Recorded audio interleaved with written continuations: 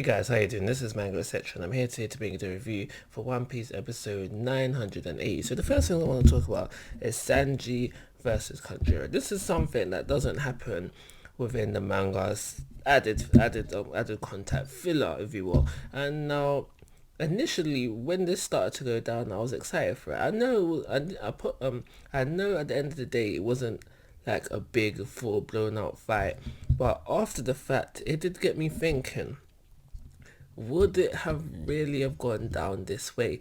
And now I know it seems like something small to be so nitpicky about, but at the end of the day,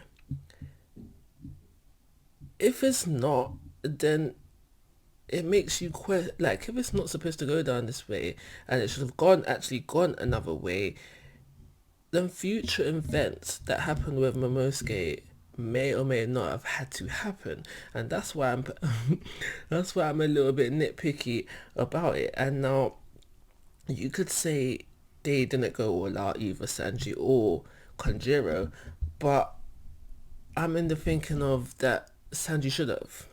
He was going up there to save Momosuke, and even if he wasn't going full out, Diablo Jambi, Hell's Memories, his new raid suit, whatever, he should have been going at least semi full out, trying to save Momosuke. But if you kind of look at what we get, it's kind of like it was a secondary thought to him, and he had all the time in the world kind of thing.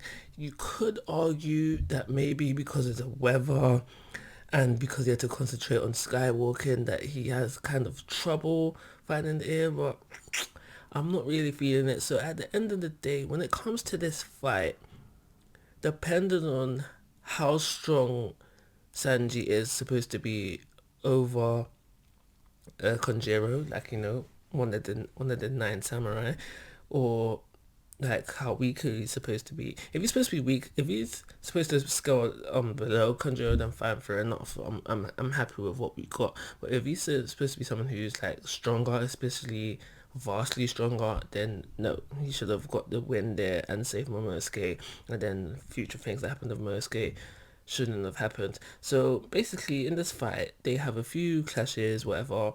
Sanji gets knocked back, and then when he tries to go forward again, there's an ink cloud, sorry, preventing him from going any further. Well, it doesn't really prevent him from going any further, but because of the ink cloud, he's suggested not to go any further.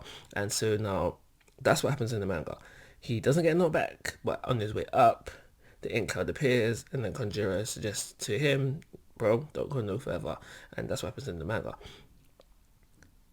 In all honesty, I prefer that because I'm in the mindset of thinking, because Sanji got up there, and based on what they showed us, Sanji should have won that little skirmish, saved Momosuke, and then we move on. But we don't get that. So by the end of the first half, Konjiro flies away, and really the first half is about Momo becoming more of a man, maturing, and saying to the rest of the people there, like, yo, like, don't worry about me, I'll be fine, you just concentrate on what you have to do. So it's about him maturing, character growth, whatever, all that good stuff. And the thing is, I was thinking this, I was like, yeah, that is the case, that is what it is. But at the end of the day, it's deep.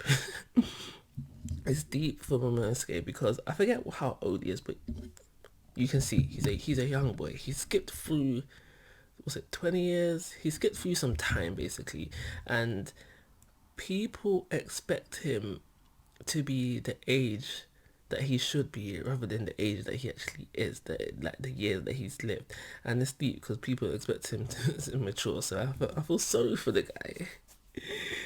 I feel sorry for the guy. But yeah, that's what we get in the first half. So in the second half now, just when things are starting to look a bit bad for our people, the Kaido ships, one of the Kaido ships has fled, and now they've created enough distance, and now they're back on the attack. Things are looking a bit dire for our heroes, because we're losing samurai ships.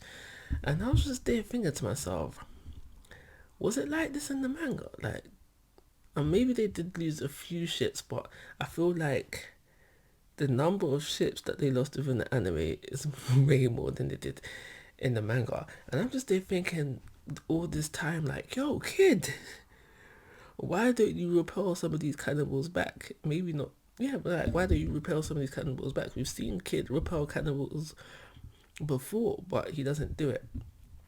So yeah, they're losing ships, looking dire. Obviously, we know that Kid Law and Luffy could have hopped over there. Well, maybe not straight away, but in a similar fashion when they got closer to destroy the ship. So we knew that they was in trouble. We knew that the main forces were in trouble, but their fodder was definitely in trouble of being wiped out. And then when things are looking dire for them, who comes in, saves the day? Jimmy. Now, I'm not gonna lie. I'm gonna start with a positive. I'm not gonna lie. That Kamehameha was looking good. That Kamehameha was looking good, and the follow attack up, or the follow up attack was looking good as well. But you know what it is already. If you don't, I'm gonna break it down to you just a little bit. I am not a fan of Jim B joining the crew. Not gonna go into the reason because I've done it many times before, but he is here now. He survived his encounter with Big Mom. He's announced himself to everybody, and he's told everyone like, yo, I'm here. I'm a straw hat now. Say something. And the rest of the crew is happy. So unfortunately, for me, Jim B will be now sailing with the straw hat crew.